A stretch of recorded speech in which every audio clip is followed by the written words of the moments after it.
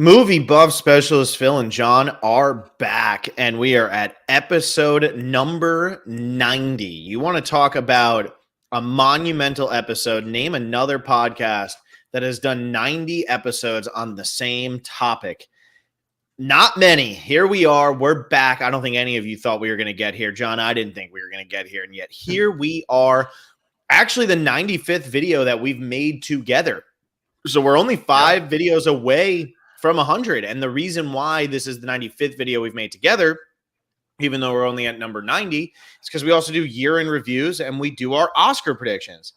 And for the 3rd consecutive year, I used John like a mop and wiped the floor with him. And here we are.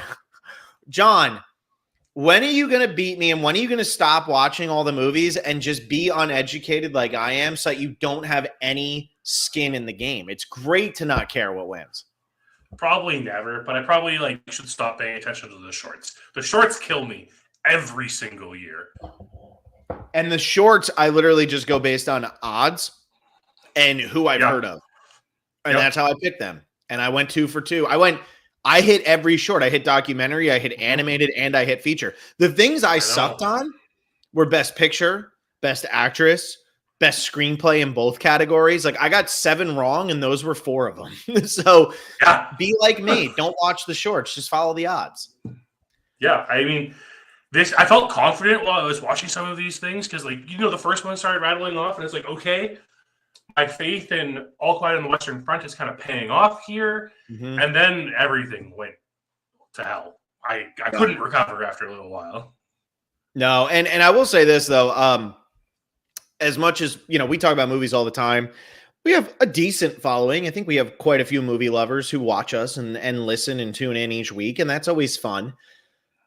For those of you listening, I don't know how you felt about the Oscars, but this was the first time I think I've liked the Oscars in 10 years. It felt like a pure celebration of film. And I'm not one of those people who sits there and is like, I can't believe they mentioned anything political in their acceptance speech. Like, that's going to happen. It is kind of like what it is. I don't want it to be like extreme. I don't want it to just be a 10-minute monologue about everything that's wrong in the world, like most of us know. And I don't think these are the best people to tell you most of the time, because a lot of them give jobs to people like Bryan Singer and Kevin Spacey and things like that, as long as it makes them money. So all of that aside, this felt like the first time the Oscars were really just about the love of movies.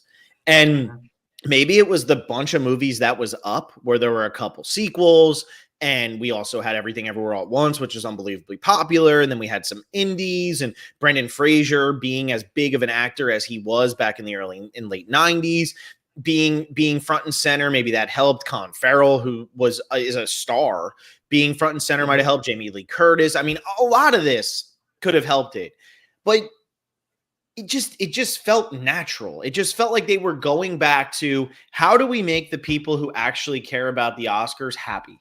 How do we make them happy? We put film editing in, which was the 5th to last thing revealed, other than actor, actress, and picture, because they realized what an F up that was last year.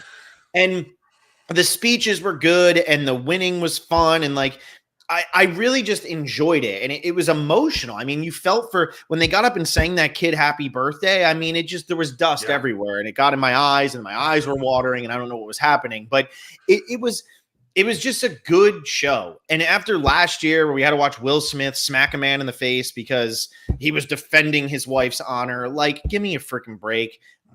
We don't need that. And I think it took something like that for the Oscars to realize what they are about. And what they're ultimately about is creating a night that is for cinephiles who care way too much about shit that absolutely doesn't care, that doesn't matter. But you and me love this. And I couldn't wait to go put the show Yo and Ke Kwan and Jamie Lee Curtis and Everything Everywhere All at Once in my rankings for actress and supporting actress, supporting actor, and picture. Couldn't wait to do it. I really couldn't. And that's what it's about. It's about the people. It's for us. It's one of the rare things that's for us, because the blockbusters and stuff aren't for us. And those are the movies that are coming out much more often. And so good on the Oscars, good on the Academy. I think they killed it. Even if I don't agree with all the winners, I came out of that Oscars going, that was a really good show. It was entertaining. Like you said, it felt like it was just this admiration of film. I I actually really like the decision to pair up the categories. Mm-hmm. It And you know why just they did gave that? a lot to give more flow and make it faster. And because Will Smith wasn't invited. Yeah, I mean that too. Well, he's not allowed to Because be there. always the best actor gives it to the Yeah. actress. And so they couldn't do that. So instead of really drawing attention to that, they had it where everybody was paired pretty much the whole night. Yeah, and it was great because it did give flow to the show. I think, we just have to accept Jimmy Kimmel is probably the best host we can get for the Oscars at this point, right? I think it's, you had the run of like Bob Hope, who did it for like 20 years, then Billy Crystal, who did it for a bunch of years. I feel like Jimmy Kimmel is like in that zone right now. I think he's like the Billy Crystal now. Mm-hmm. And the fact that they were willing to lean into the slap for so many jokes this year, honestly, it impressed me. It impressed me how much they were willing to embrace. You know what? We've been doing this wrong for a long time. Let's just do it right again. Yeah, and I look at it as, if it pisses you off that they talked about the slap a lot, just reorganize your priorities, because they, like Kimmel said, if you don't want to hear about the slap, well, you can come up here and hit me and we'll give you a 19-minute speech and a standing ovation and best actor. Yeah. Like, it's just the hypocrisy and the ridiculousness. And I feel like they addressed it and it was good and it was necessary. And again, I think Banshees was the best movie of the year, and I think it should have won pretty much everything. And I think Kerry Condon was absolutely robbed the most out of everybody. Yeah, probably. But I mean, there was that Cate Blanchett. Yeah, that's true. Cate Blanchett was the most robbed. You're right. But because Banshees was on the brain, I couldn't help it. But Banshees went over, Tar went over, Elvis went over. And I said to you, I'm kind of happy that these movies went over. Like, too often now we see the Oscars be like, oh, well, we have to give this movie at least one, and this movie at least one, and this movie at least.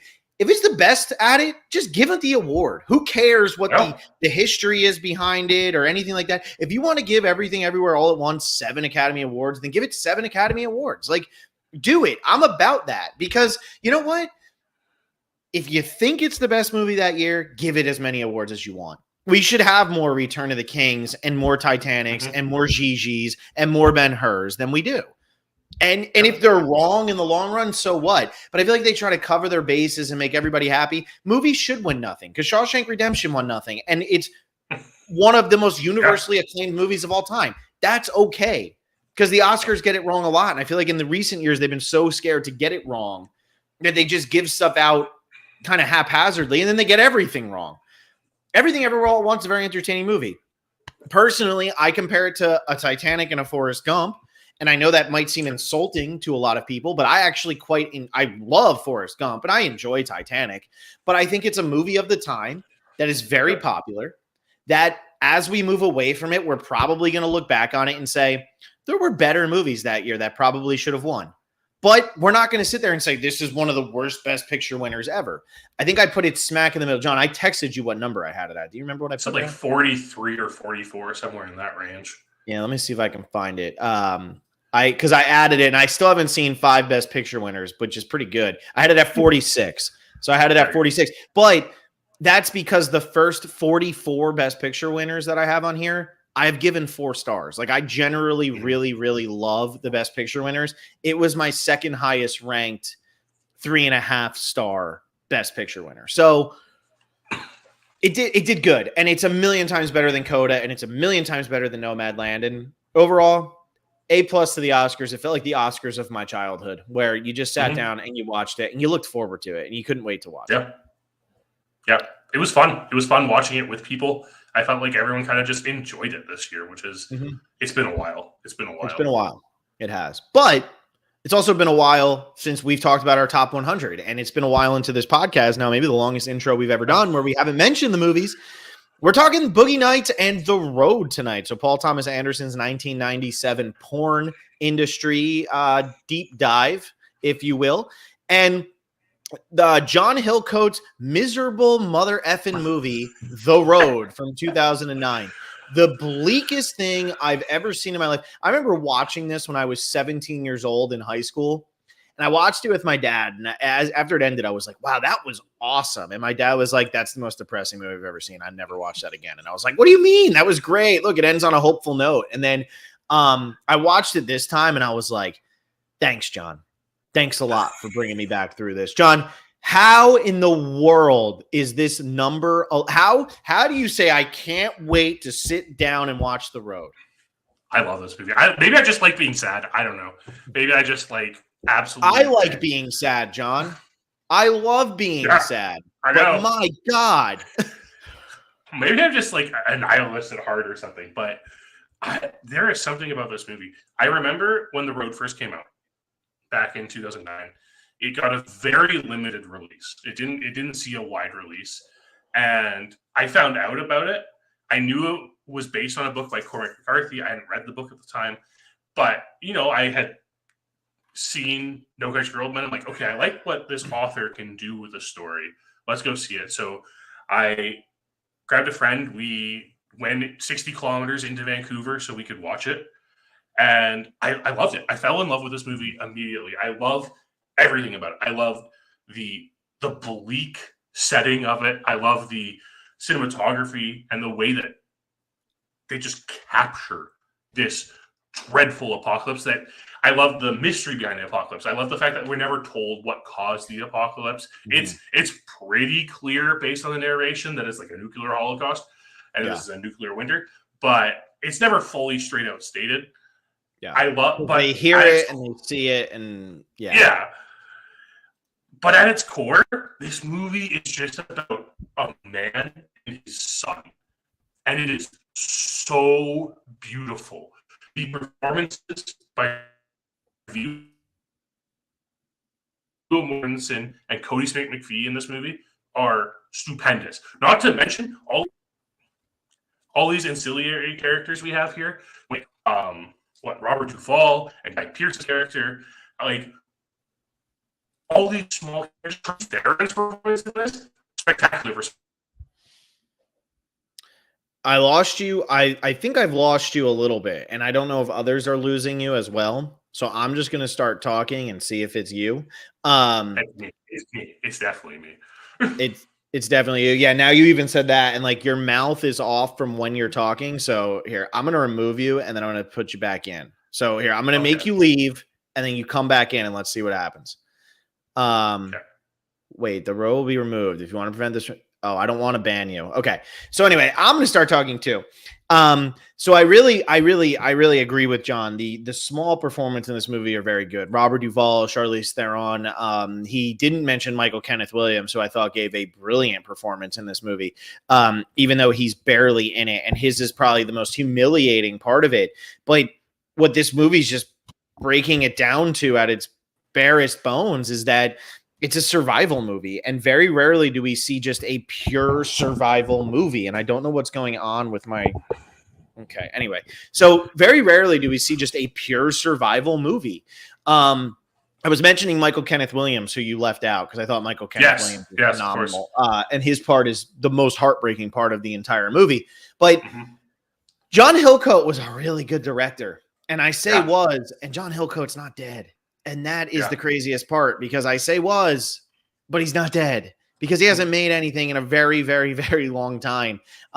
He's directing that George and Tammy show, which is the thing about George. Oh my God, I can't think of his name. He Stopped Loving Her Today is the name of the song. But anyway, Michael Shannon's in it. Why can I not think of his name? I'll think of it eventually, and then it's going to bother me. But anyway, so he's a very good director. He did The Proposition before The Road, and The Proposition, if you haven't seen The Proposition, is a phenomenal little Australian independent film. It is so good, written by Nick Cave, who's one of my favorite artists. If you haven't listened to Nick Cave and the Bad Seeds, do it if you like that kind of music. Don't if you don't like that kind of music. But if you watch The Road, you listen to Nick Cave because he wrote all the music for it. Well, if you watch Wind River too, he wrote all the music for that. And people don't realize how much they listen to Nick Cave, because Nick Cave is so cinematic and it's great. And his score for Wind River is one of my favorites. And then, he does the score for this. But, okay, all that rambling aside, it's just a pure survival movie. And it is so incredibly well crafted. It's just, I gave it 3.5 stars and not 4, because it's just so bleak. And I understand that that's the point. And my number one movie is The Deer Hunter, and that movie is unbelievably bleak. The whole movie is just about how horrible Vietnam was for this country and how it just ruined the youth, and it always was affecting the small town people more than the people on, Capitol Hill and all of that fun stuff. Like that that movie is brutal. But this movie, you find yourself, and it's what McCarthy and Hillcoat want, but you find yourself saying, would I kill myself in that situation? And that is not a fun thought to have as you sit there and watch an hour and 52-minute movie. No, it's not. But I think that's what's so great about it at the same time, because it feels like a thought experiment the entire time. And I love the juxtaposition we have between the present scenes and the past scenes. And you see like the differences in Viggo Mortensen's. The characters in this movie are just like named the man and the boy. I'm sorry, it's just what they're called. The man, the boy, the wife, the thief. They just get titles. Then there's also the old man. But but like the man and his optimism in the past, and like just his desire and his love for his son, which is the driving theme of this movie, and that idea of like the fire that's keeping them going. It's not their love of themselves and their love of their survival. It's their love for each other that keeps mankind going. Yes, this is a bleak movie, but I think it is so hopeful at the same time. Well, I'm glad you say it's hopeful because, man, I regret looking up the ending. What does the ending of The Road mean? Oh, my God. People are on the internet being like, oh, yeah, Guy Pearce tricks the boy, and now they're just happy he's there because they're going to cut him up and eat him, and they're cannibals and blah, blah, blah. And that has become kind of the popular theory of what the ending of that movie is. Now, maybe I'm just naive, and maybe I just want it to be more hopeful than that. But that just seems even too bleak for this movie, because the one thing I noticed at the end of this movie that tips me off to the fact that it's ending on a positive note is the yellow light that is coming through on Cody Smith-McPhee's face at the end of this movie. There is a bright light shining through as if there is going to be hope. And during the end credits, we hear running around and laughter and the dog and all of that. This stuff, it is more positive. Like, it just is more positive than that. And I refuse to believe it the other way. You can believe that if you want. I'm not saying you. I mean, in general, the proverbial you. You can believe that if you want. I refuse to believe that that is what is taking place in this movie. I just refuse to believe it. Because if that is what the end of this movie is saying, if that's what Cormac McCarthy was trying to say, it's too much. It's just too freaking much. And that might actually lower it a half star for me, because then I'm like, I just watched this kid try to survive with his dad the whole time just so he could get eaten by Guy Pearce with gross teeth. Like, I don't need that. Like, there's nothing redemptive. No. And I ultimately believe that Cormac McCarthy did want there to be hope at the end of the novel. There is a chapter in the novel that happens after this encounter, which is just about two fish in the water. And like, it reads and comes off as being a very hopeful message. But there's so much more in this movie. I don't know how much of what I said before the internet troubles took over came through. You were doing okay. You were talking about the actors you like and everything. It just, once it started to really cut, I just talked over it. But like, I think the performances just drive this film. It's incredible. This is Viggo Mortensen. He was really big at this time. Sorry? It's his best role. Wow. That's saying something, because he has had some very good roles. But I agree. I think his performance in this is absolutely spectacular. I think there are moments in this where he is explaining himself to, like, just explaining the world. There's the moment where they're in the bunker and he's lighting up the cigarette and he's just like, I must seem like I'm from another planet. And it gives you chills just seeing how strong his performance is in this movie. It's such a subtle performance. Mm-hmm. And the thing is, like, you could say Eastern Promises is his best, maybe Captain Fantastic. You could even just say him playing Aragorn is the best. Or, honestly, for as much shit as people give Green Book, You could say that's his best Yeah. performance. I mean, Tony the Lip is a fun character, and Green Book's a fun movie. Like, that's how I feel about the people who hate on Green Book. Is it great? No. But is it that bad? No. Like, come on. But I think what makes this one so good is it's literally just him and Cody Smith-McPhee the whole movie. And Charlize Theron is barely in this movie. It's all the little people that they bump into every now and then who are one-scene characters and then are gone. The heart of this story is Viggo Mortensen until the scene where he says, I have to worry about everything. You don't have to worry about anything. And then Cody Smith-McPhee says, I worry about everything. And once that moment happens, then it becomes Cody Smith-McPhee as the heart of the movie. But before that, it is Viggo Mortensen. Yeah. And the way he carries this with so little and just the hopelessness and what he's trying to provide for his son, because he has to somehow stay positive while being negative. And he's holding a gun to his son's head over and over and over again, because that would be the easier way out. It's brutal. And it is just, it's incredibly well acted. And honestly, if this movie was more positive, he probably gets an Oscar nomination for it. But it's just so damn depressing. There was a lot of talk at the time. I do remember this. There was a lot of talk at the time about Viggo Mortensen being snubbed this year for an Oscar because of how great his performance is. And there was also a lot of talk at the time about Cody Smith-McPhee being like this next new up-and-comer child actor who was just going to break onto the scene. And he's had these very limited roles, and we've seen him like very strong. I mean, we saw him very strong in Power of the Dog last year. Yeah. And he had some roles before this, but nothing to this extent. His performance in this movie is spectacular. He straddles that line of adolescence, but like this wizened adolescence towards the end of the film that is so hard for a child actor to do. The problem for Cody Smith-McPhee is that he's not that good looking. Yeah, he's not Hollywood good looking. That's the problem. He's such a string bean.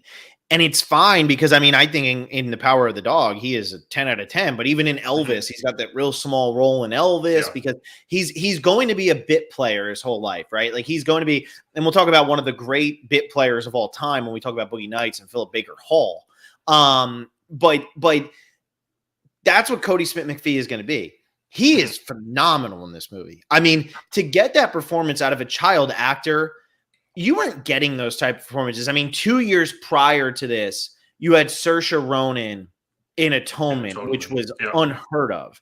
People had not seen a performance like that from a child in years. Because for every Tatum O'Neal and Linda Blair, there are miserable child performances that ruin movies. Like literally make them almost unwatchable because the kids are so bad. And like, I'm not sitting here being a dick saying kids are terrible actors, but when they're bad, it is bad.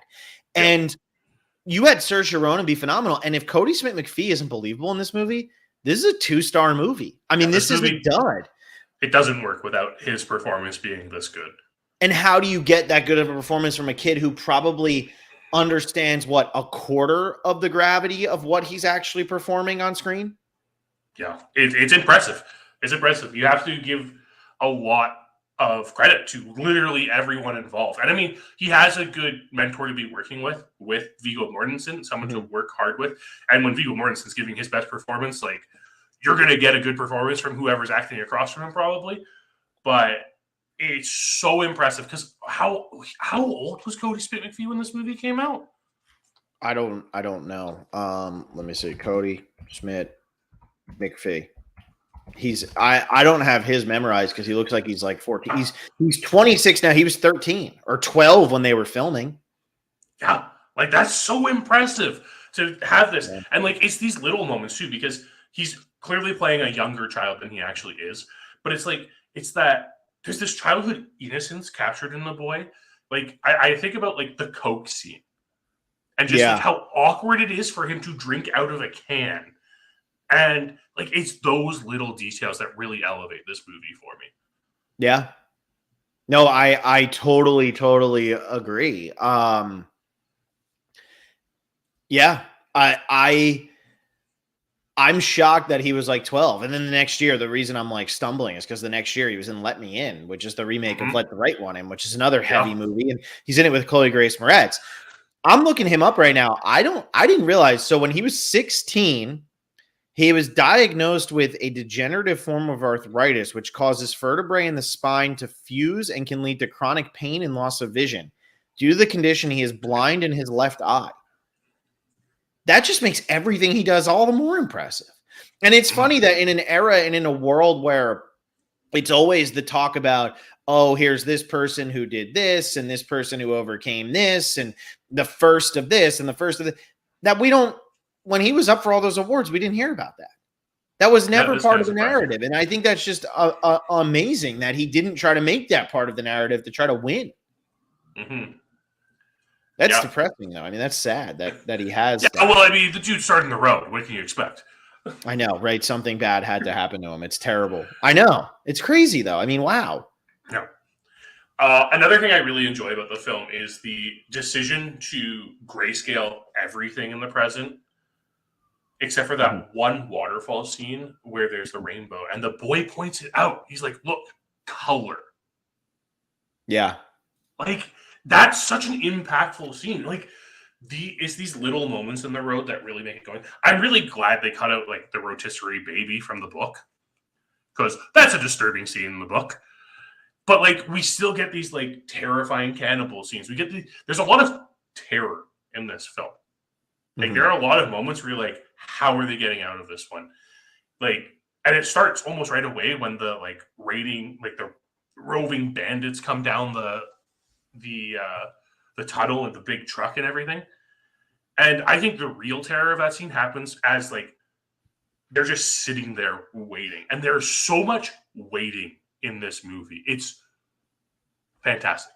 Like, the patience they have to just have the characters stay in one spot, it's phenomenal. It's phenomenal because it really adds a lot of weight to the film.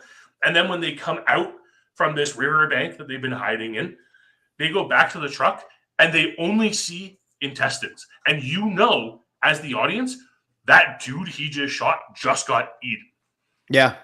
Yep. And I think it also lends to, these people aren't in a rush to get anywhere. They don't have anywhere to go. They don't have anything they need to do. They can take their time and just wait it out and see, wait, something's not right here. We're just going to hang out.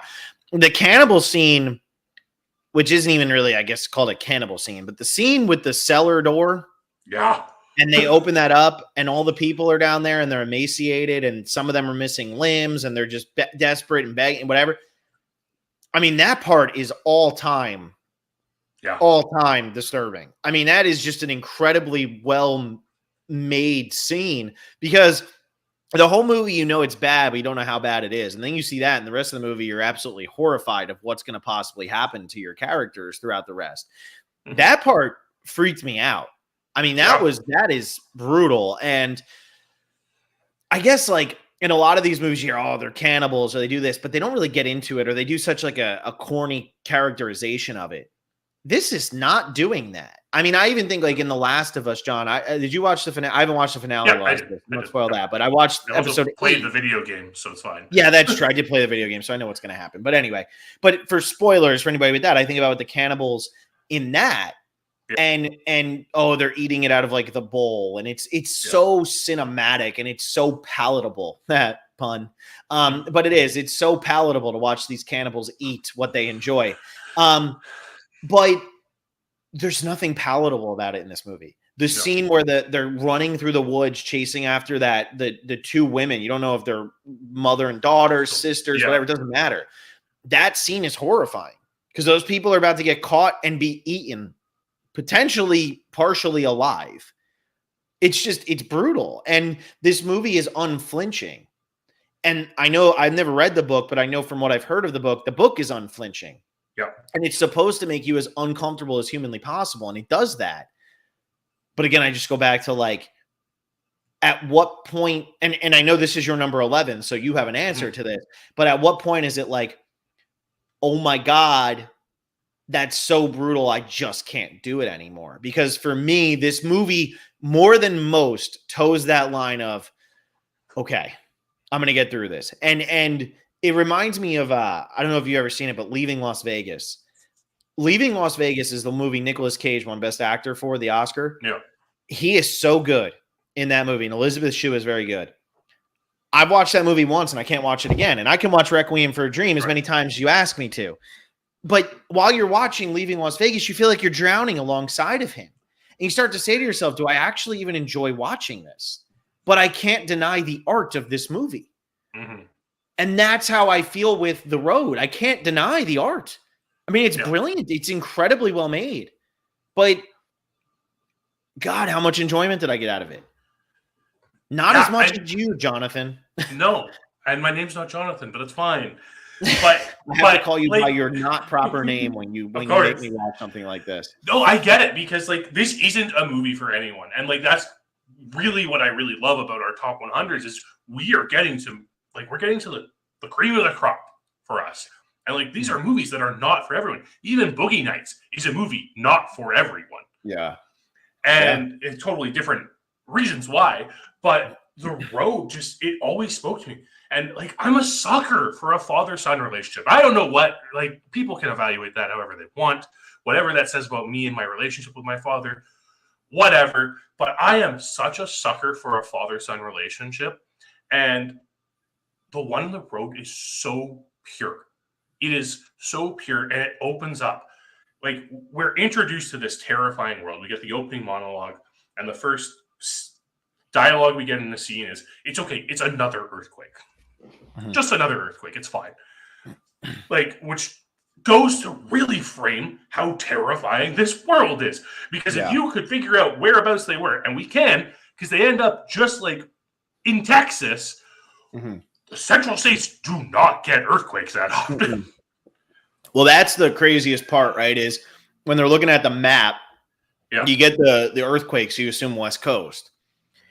And then you see the map and the water's on the east.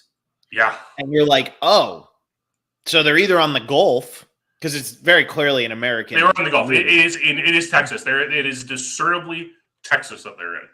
But I guess like what I was going to say is, if you don't know it's Texas, you're saying it's either the Gulf or it's on the Atlantic coast, and those places don't get earthquakes. Yeah.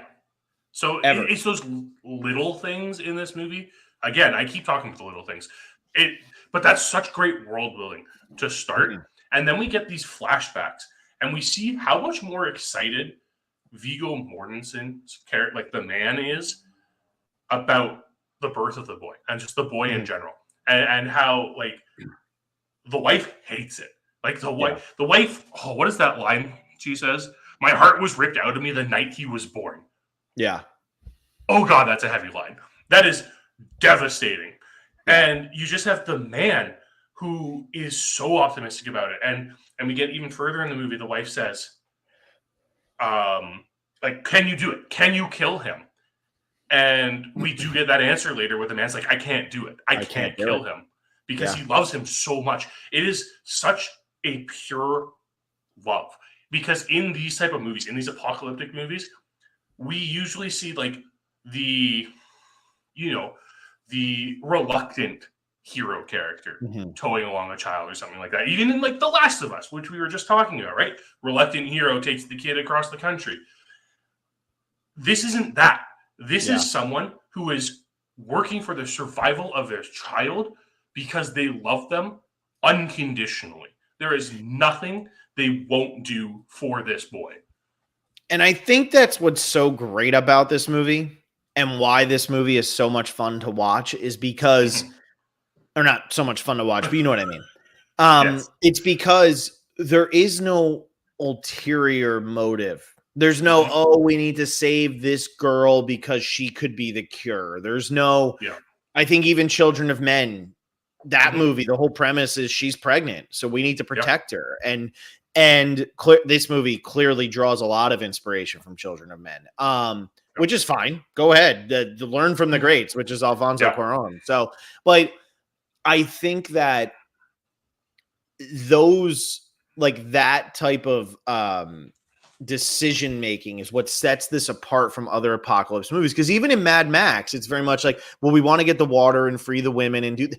There is nothing. You can't see the light at the end of the tunnel because there is no light at the end of the tunnel. And they don't get to some magical base where everybody's living happy and free. He just gets found by these two people who have two kids and a dog, and we don't know their motivations, even though we think we know their motivations. And We don't know if they're going to live 5 more years or if they're going to get captured by cannibals. We don't know. But what this movie is ultimately looking at is just, what is the meaning of being human? What is humanity? Can humanity endure if the world is falling apart? And will we continue to try to endure? And will the evil and the bad and the cannibals be the one who take over when the world is falling apart or already fallen apart? Or will the good people be able to continue on?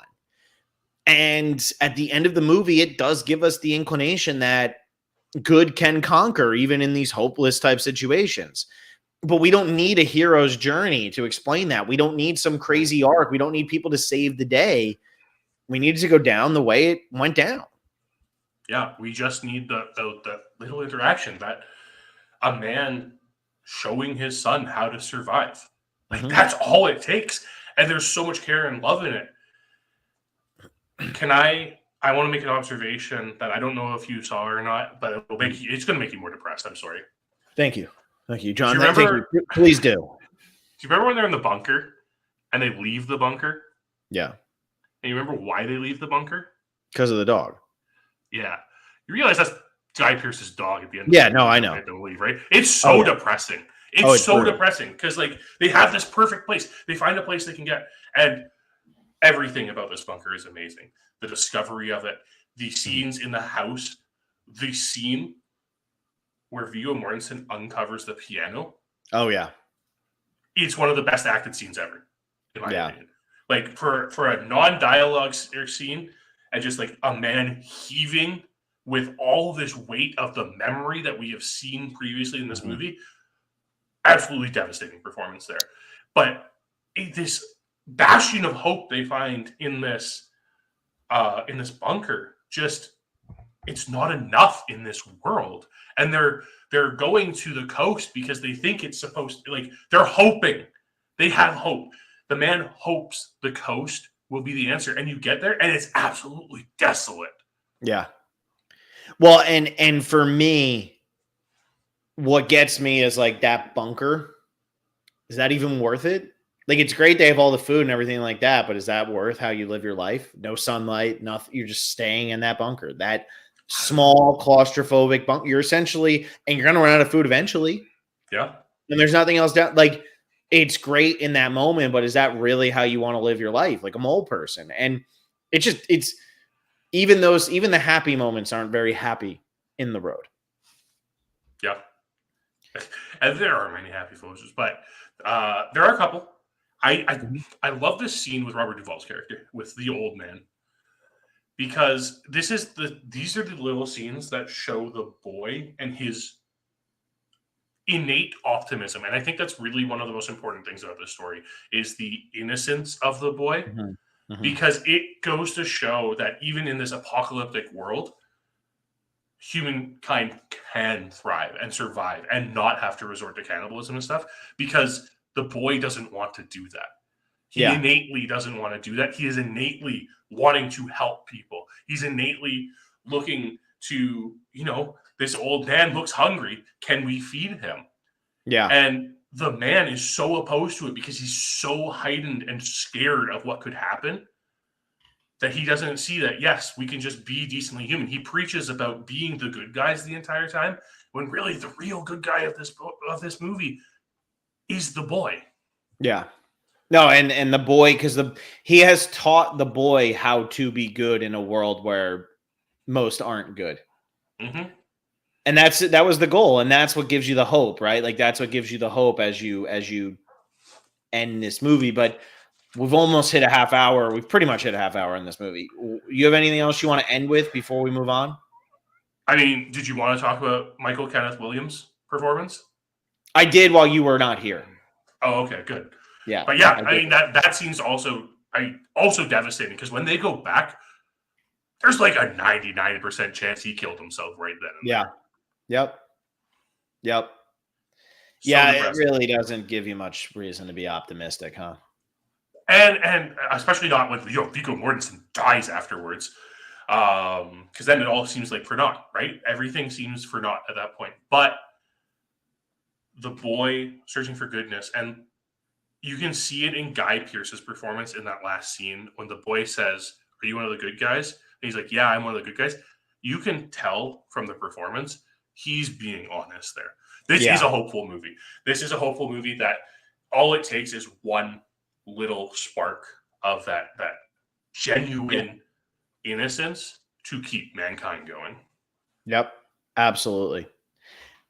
All right, John, we're moving on. I didn't watch anything else this week. I didn't watch anything else, so I have nothing to add to this segment. What was the best other movie you watched this week? I watched the new Scream movie on Thursday. We all know I love Scream, and I really enjoyed it. I quite enjoyed it. I thought it was a good addition to the Scream canon. It felt good. It really flushed out the characters that were introduced in 5, and it added tension to the Scream franchise, which I felt like we haven't had for a while. There were actual scenes where it felt tense, and it was nice. Yeah, I haven't seen it. Probably won't. Yeah, it's not everyone's cup of tea. Yeah, it's all right. Sorry, John. But anyway, speaking of cups of tea or something, I don't know. Let's talk about Boogie Nights. So my number 11 from 1997. 1997 was such a good year with this, LA Confidential, Good Will Hunting, such a great year. But this ends up being my favorite from that year. Paul Thomas Anderson's first big hit. He had done Hard 8 before this, but this was really the one that put him on the map and then let him make Magnolia. Thank you for this movie. Just such a crazy idea in 1997 to say, I'm going to make a movie about the beginning of the real porn industry. Like, I'm going to make a movie about the monetization and we're going to make film.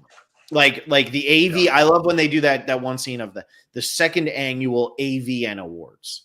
It's not the first, it's the second. Like, so you know that this is at the time where they're trying to make the adult film industry a legitimate thing. This isn't prostitution or anything like that anymore.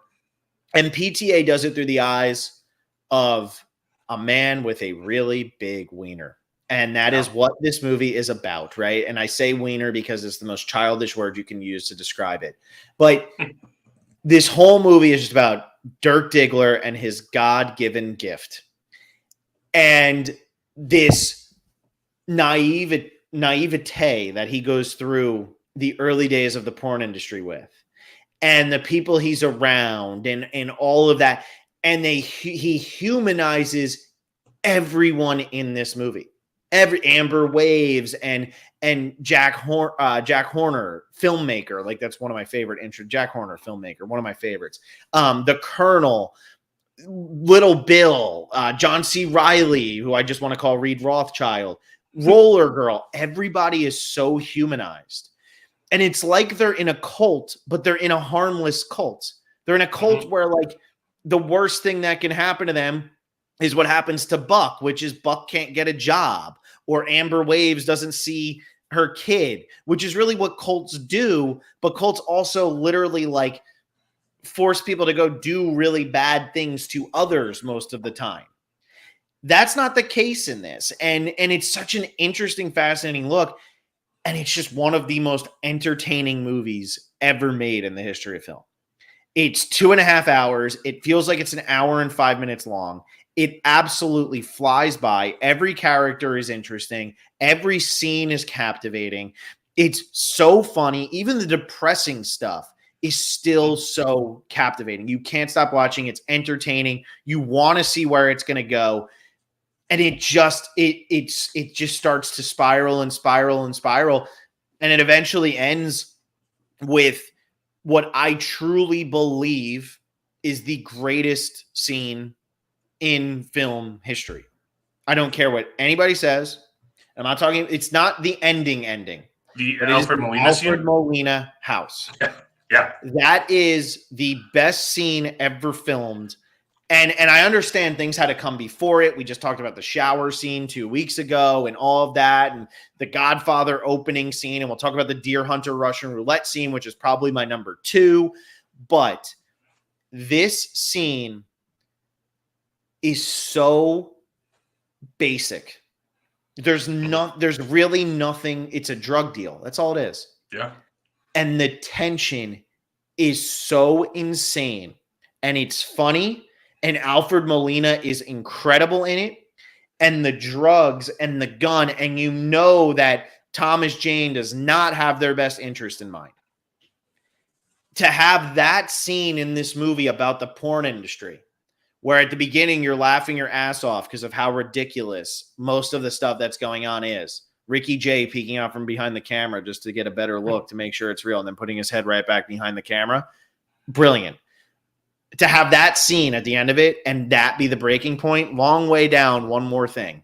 This movie gets better every single time I watch it. The only thing, and I noticed it this time more than any, the only thing that doesn't really work in this movie is the scenes with his mom, but they're so short and quick, it doesn't matter anyway, because everything else is just pure freaking perfection. Yeah, I kind of noticed that with his mom this time too. Where it's just like, this feels so out of place for this movie. It feels like a scene that should lead to another scene later in the movie that never happens. Well, it feels like when she does the yell of like, what, you never heard of going to school? It's like, okay, he just had to put that in so that like they could get through this, where like he doesn't have a good relationship with his mom, and then he comes home and the mom's drunk and she yells at him, and then that's it. It feels like it could have been handled a little bit better, but it gets through the point quickly, which is what you want. Mm-hmm. And I love the fact of the mom closing the door as he walks off, and then Jack Horner opening the door and him. Yeah, it's just phenomenal. Yeah, and we get those expositions. This movie is absolutely incredible. Like, the only reason this is not on my top 100 currently is because I hadn't seen it until after I had made this list. Paul Thomas Anderson is he's a genius. Like, he makes such beautiful films. And what you have here is, like you said, this is one of the most fun films ever made. Every aspect of it is so fun, but it also has all of the artistry that PTA puts into his films. And you see it right from the beginning with that tracking shot as they go into the club, and it introduces every single character in the movie. Yeah. It's so brilliant. Like, everything's set up for you. You know exactly who is important, who isn't important, because they get names. It really helps. And then we just go through the rest of this movie, and we see this rise and fall of Dirk Diggler. And, I mean, at this point, was this Mark Wahlberg's first movie? Yeah. Right? Like, who would have thought Marky Mark could put in a performance like he does in this film? Well, and you mentioned the tracking shots, just talking about Paul Thomas Anderson's craft, right? He was 26 years old when he made this movie. If you want to feel like shit about your life, just think about the fact that Paul Thomas Anderson made this movie when he was 26 years old. But there's the tracking shot at the dance club to open up the movie with Lewis and Amber Waves and Jack Horner and Roller Girl, and it goes through all of them, and whatever. And then there's the tracking shot at the pool party, which is amazing. Mm-hmm. Yeah. And then there's the tracking shot at the end of the movie, which is amazing. And then the New Year's Eve tracking shot with Little Bill. With Little Bill coming back from the car. Yeah. Like, the tracking shots in this movie are just like, they're not rivaled. Like, they're unrivaled. And it's so hard to just look at this movie and be like, this is the best tracking shot in this movie, because there's so many fantastic tracking shots in this movie. Well, and that's what elevates this movie, right? Because if you watch this, when this movie came out, it was unbelievably popular, and it should have been. Yeah. I mean, it's 1970s. It's a 1997. Look at 20 years earlier when the porn industry was really taking off, and how it changed and everything like that. And it's fun. There's drugs and sex and violence, and that's all the stuff we want in movies. And a bunch of people that we recognized at that point: Burt Reynolds, Julianne Moore. We didn't really recognize Mark Wahlberg, like you said, because he's just Marky Mark. But everybody else, William H. Macy coming off of Fargo, and like we knew who these people were. But while this movie is so fun, I feel like a lot of times it gets undervalued for its artistic merit. It is so incredibly well made, and I think a lot of it was lost on audiences at the time, which is why I didn't pick up an Oscar nomination for picture or director or any of that stuff, but it should have, because I think people were just like, oh, that's a really funny movie. That's it. But when you look at the craftsmanship that is on display in this movie, the action, the editing, the directing, the tracking shots, like we said, everything, down to the scene where we are now into videotape. And Burt Reynolds has to shoot the scene without Mark Wahlberg and has to do it with somebody else. And the girl, and Burt Reynolds is so over it. And it's such a throwaway of the girl saying, hey, why don't you do me in the something else? I don't want to get too graphic on the podcast. And the guy and Burt Reynolds looks at her and goes, is that what you want? And she goes, yeah, that's what I want. And he's like, all right, then just do it. And he just says it so nonchalantly and just goes, sits down behind his camera. Like, it's just like, that's such a brilliant scene because it's showing his boredom with this thing that he was so in love. He was going to, how do we get people to stay in the theaters after they're finished? Yeah. Like, that conversation is brilliant because it's a man who takes it so seriously and he is being reduced to creating filth, and he's not a filth creator. Like, this is a real movie. It's a real movie, Jack. Like, it's so well made, and these characters are so well developed. And Paul Thomas Anderson put everything into this movie. And honestly, he hit it too well, how artistically gifted he was with this movie. And then with Magnolia, he was so artistically gifted that he didn't make it palatable for everybody the way he did with Boogie Nights, even though I think they're both brilliant. And we talked about Magnolia not too many weeks ago because I love it so much. But after this movie was made, people thought Paul Thomas Anderson was about to be like a box office success. He was going to be a monster, and that's just not what happened. No, instead he just became one of the greatest directors of all time. Yeah, what a scumbag, huh? How dare he? How dare he just put art after art in front of us? Yeah, but it's funny that everyone kind of misses the artistic side of it because of Jack's character. And because Jack is so focused on the artistic side of porn. Like, the entire premise is about making things artistic. And it's almost like Paul Thomas Anderson is like, hey, look at how I did this. Because this is how movies should be made. Yeah. Yeah. People just miss it. And down to, okay, let's talk about some decisions, right, that are made in this movie. So we get the intro and the introduction into the club and the nightlife and everything like that. And Mark Wahlberg, why don't you come and see me? Great. We meet at the first part, we meet the Colonel, and the Colonel's got his 16-year-old fit, whatever the hell she is. And she overdoses on cocaine, and it's very funny. I mean, it's fun. It's a funny, get her out of here. This is what, look, she's twitching now. This is what I mean. We don't have time, and, grab her by the ankles and lay her out in the darkened street, as Lou Reed once said. But, They do all of this, and then the turn, like, and even when we keep seeing Julianne Moore trying to get in touch with her son, calls, wants to get in touch with her son, can't get in touch with her son, and then the son calls back. Is there a Maggie here? There's no Maggie here. Whatever, and they can't find her, and they hang up, and then we see her doing a line. They keep it light. It's all the disco music. It's all the it's all the good stuff. Yeah. And then Philip Baker Hall walks on screen. And the second that everything is going so well, and the second that Philip Baker Hall walks on screen, the music changes, the lighting changes, and the entire tone of the movie changes. And what is it? 5 minutes later, Little Bill goes in, shoots his wife and her lover, and then blows his brains out, and it just cuts to 1980. Yeah. It is so incredibly well done. And it's setting the scene for what a lesser director would have done is they would have just had, okay, it's going to be 1980. We'll have Little Bill kill himself, like right as they're counting down, and that'll be the thing. But Little Bill killing himself is showing the end of that carefree, love is free period that was the 1970s. And he finally breaks and can't take it anymore. And then it turns to 1980. And in the scene before that, we see this guy with his ugly, not made up, average looking people come walking in. And this is the future because we're just going to throw him on videotape. Yeah. And Jack Horner does not want to go for it at all. He is so against it. He doesn't care. And we see that reluctance followed by Little Bill killing himself. And we know they are screwed. It doesn't matter what's going to happen. None of them are going to budge. It's time. This movie has taken a turn and there's no going back from here.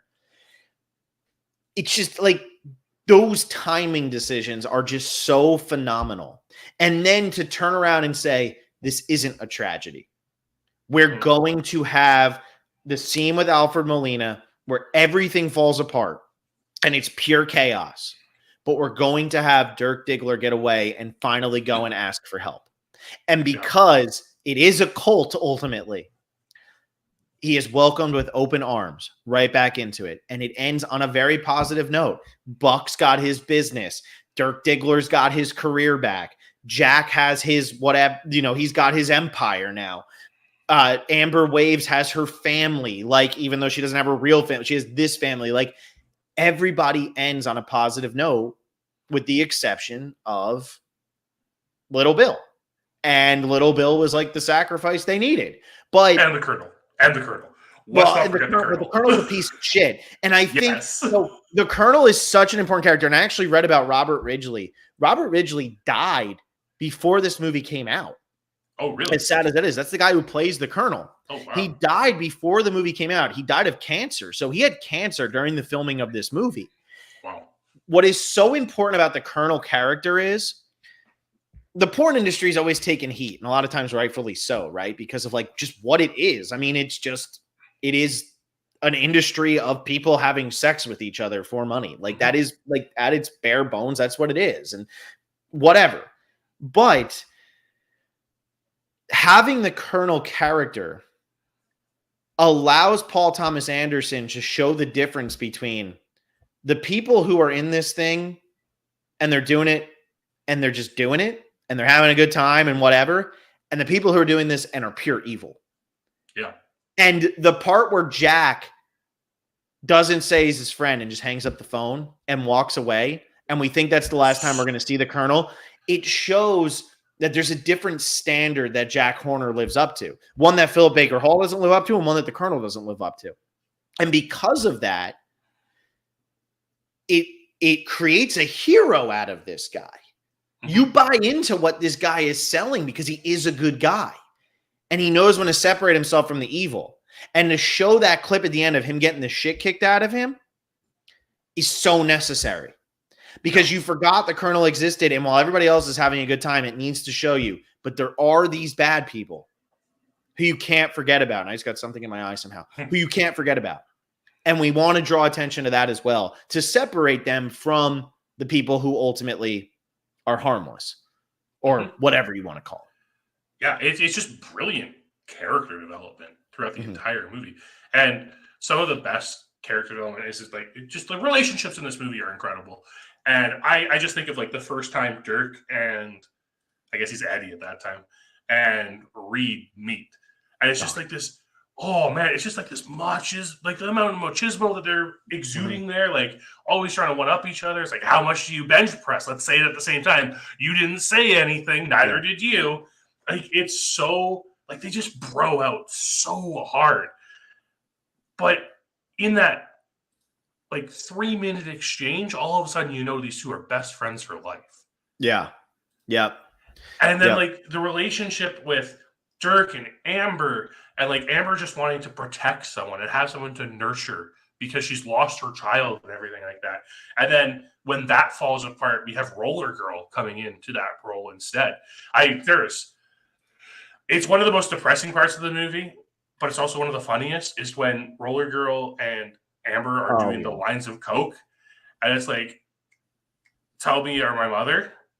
And it's so sad, but so funny at the same time. And to be able to balance those type of emotions in a single scene like that, in this montage where you were seeing everyone's life go to shit. Yeah. It's amazing what Paul Thomas Anderson was able to accomplish in that montage. Yeah. I totally agree. Totally agree. Another character, right, that kind of is a turning point is when they introduced Thomas Jane for the first time. And the first time they introduced Thomas Jane also happens to be the time that Philip Seymour Hoffman, who is absolutely freaking amazing in this movie. So incredible in this movie, is when Scotty J makes his move on Dirk. Yeah. And it's such a small thing, but this is at the 1980 party again. And like all of these things being introduced of like everything that was going well is now going to start going bad for these people.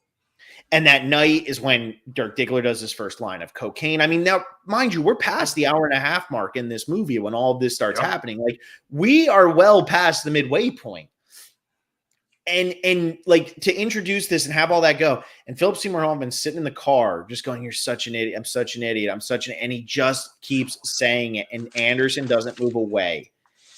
It's so devastating. It's so hard to watch, but it's everybody has to hit their bottom, right? Everybody has to have everything go wrong for them so that when they do all come together at the end, you are happy for them. But man, that introduction of to introduce Thomas Jane and Philip Baker Hall and have Scotty J make the move on Dirk and have Little Bill kill himself, all of that at the same party.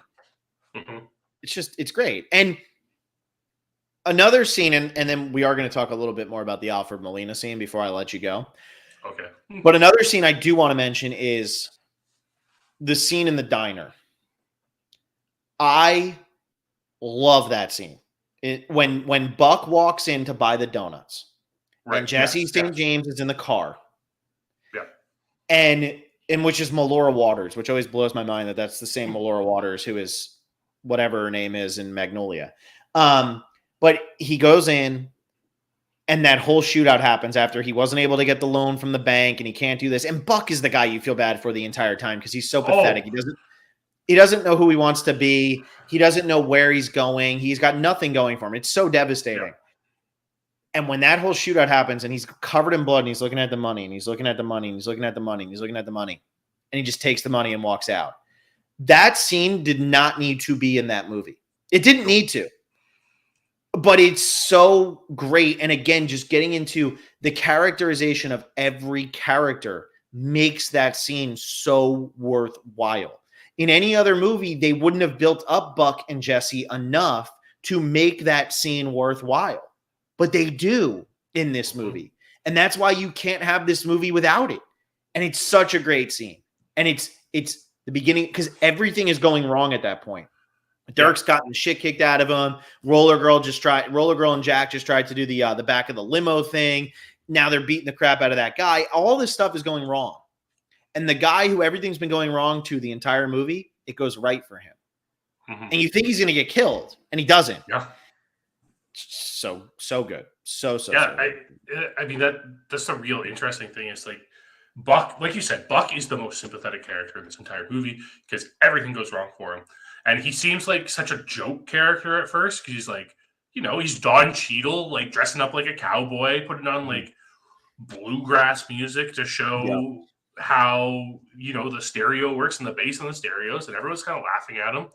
And then it's like, you have to let go of the cowboy thing. And then he has that ridiculous outfit he wears at the New Year's party. And like, he can't get his business off because he's you're a pornographer. And it's like, no, I'm an actor. What are you talking about? And everything's going wrong. And that scene in the diner in most movies would be the most tense scene in a movie. And it's not. It's not because we have the Alfred Molina scene. Yep. And that's the thing. The Alfred Molina scene, first of all, it's a character we don't know.